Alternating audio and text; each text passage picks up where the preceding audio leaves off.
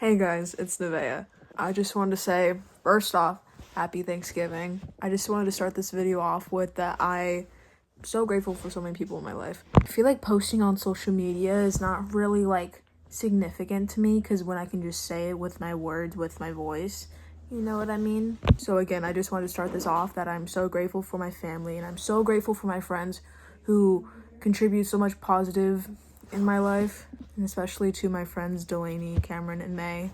Love them all so much, and I still love everyone else in my life. That does not mean I hate anyone, please. And it's so sad that so many turkeys get killed on Thanksgiving. I don't know, it just feels wrong to me. Why is it the symbol of the holiday?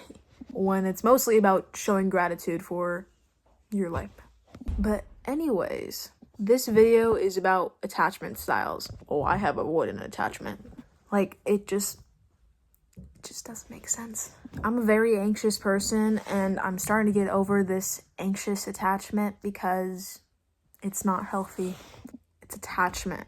If I need to explain attachment to you in a definition, it literally says a feeling that binds one to a person, thing, cause, ideal, or the devotion, regard.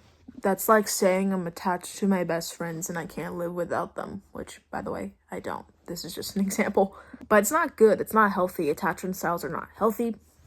And I'm going to be explaining them, explaining how you can overcome it, explaining all the goods. And also the idea of it's kind of a myth to be like, oh, I have anxious attachment or any attachment style. It's a myth. Some people love to put it in a way that avoidance are horrible, or even the other way around, that anxious attachments are horrible. But the thing is, they're both toxic. They're both toxic in their own contributions. So let's explain. Let's start with anxious attachment, because that was the one I have had, and it's easier to kind of define it in that way.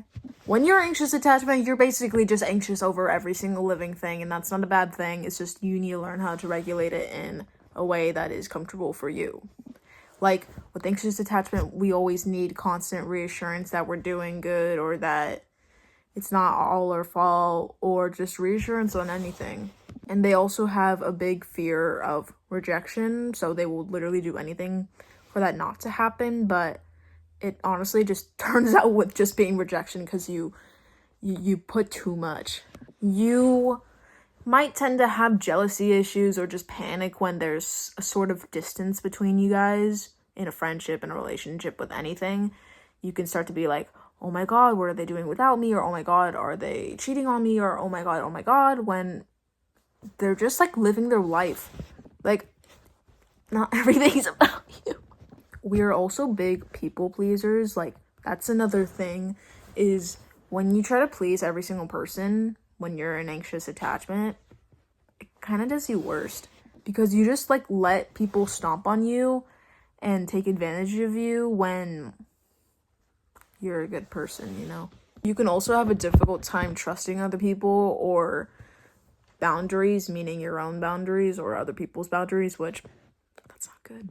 And something that anxious attachments crave is emotional connection, emotional closeness. That's what they kind of long for.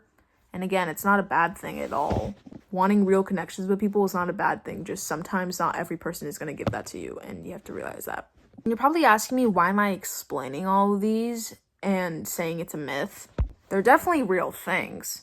It's just the whole I'm anxious attachment thing, I'm avoidant attachment thing. It's not your personality. It's something that you kind of have to accept and be like, okay, if I want to change, I will change. And that should probably be your reaction. But again, you can't force anybody to change. It's more of you shouldn't use it as an excuse. You know what I mean? You shouldn't use it as, oh, I can't get into a relationship because I'm avoidant attachment, or I just am so worried all the time because I'm an anxious attachment, or I don't know what to think because I'm in a disorganized attachment. It's don't use that as your every excuse. Don't use that as your moment to be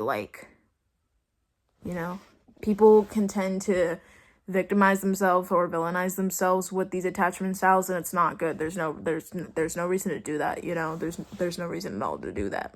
It's you in your head being like, oh my god, I'm a bad person, or oh my god, I deserve so much better. It's just like, stop it. You are literally going with war at yourself. Stop it. Something that's helped me as an anxious attachment, I have to use it for this part, but like, is just genuinely like taking care of yourself, meaning like do your research, do your book research, do your video research, do your research. Something that has helped me is like building more self-worth for myself, because I am a very insecure person, and building up that self-worth, being like, okay, I deserve great things. And also like finding ways to ease your mind, not looking at every single text message or not internalizing every single thing. And setting healthy boundaries for yourself has been something that's great. And also improving on like good healthy communication of like, hey, I'm not feeling okay, or hey, I have a sore throat right now. And also take control in your own life. Take control of your emotions. Take control of what you can do and what you can't do. Because what you can't do is change someone's mind, and what you can't do is just the self-explanatory, if that makes any sense. What you can do is literally like, let me turn on the TV, or let me go on a walk, let me do the hobbies that I like, let me hang out with the people that I love. You know what I mean?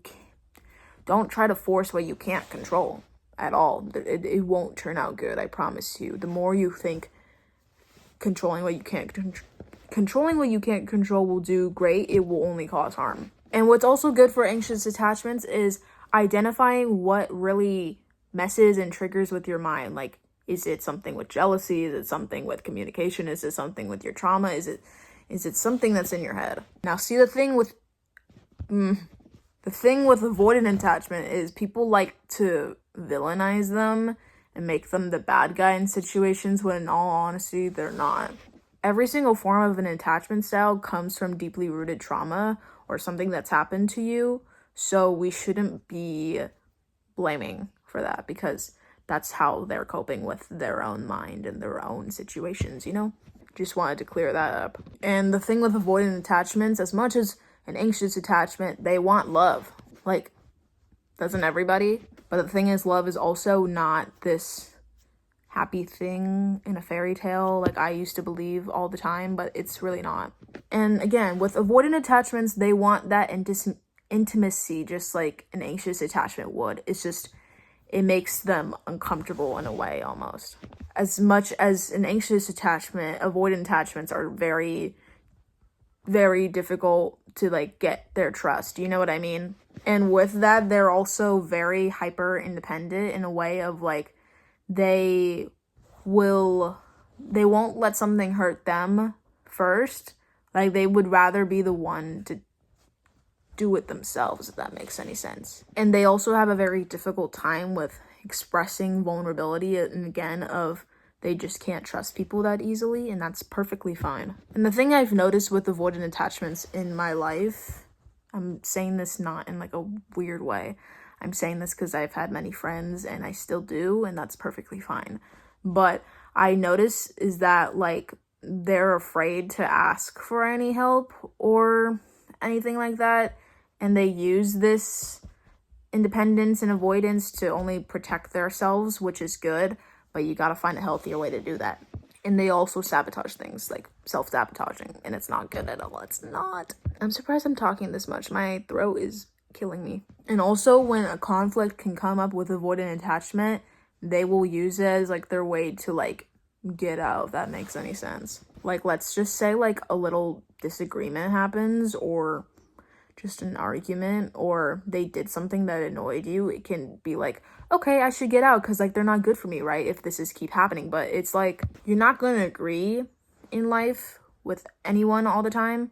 And I think that's such a beautiful thing in a way, because it's healthy to be that way. It's healthy not to agree with every single thing with a person, because you allow yourself to have your own set of opinions. And the dynamic with anxious and avoidant, the thing is, it's never like not possible. It's definitely possible, just like don't put all your hopes of like it's gonna work out or something. Like the best advice is just don't future trip at all. But you also should probably be in a more secure spot. Definitely. Something that can like help avoidant attachments is gradually speaking on your feelings, maybe just writing it in your journal or talking to a friend about things. Also, another thing is also building good communication skills. And again, educate yourself on things, please. And with educating yourself, that also means like understanding your trauma as well. Just try to think of like, okay, where did this come from type of thing, you know? And the thing is, you're allowed to be independent. I think every person is independent in their own way, but don't be too independent. Like, you're allowed to rely on others. Just, again, it's a wall, you know?